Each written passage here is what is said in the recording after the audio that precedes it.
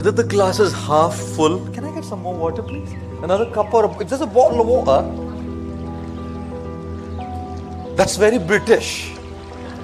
Thank you. Thank you so much. It's a nice bowl of water.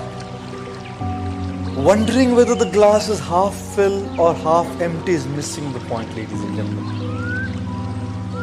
You know what? Rather than thinking whether it's half full or half empty, the glass is refillable. And you have the power to fill that glass. This is called adding life to your time. You can keep analyzing whether it's half full, half. मेरे साथ भगवान ने ऐसा क्यों किया? यही दोस्ती निभाई खुदा. तेरे पास आया, मैं चक्कर मार के गया, इतना डोनेशन दिया तेरे को, चेक पे चेक फाड़ा है मैंने,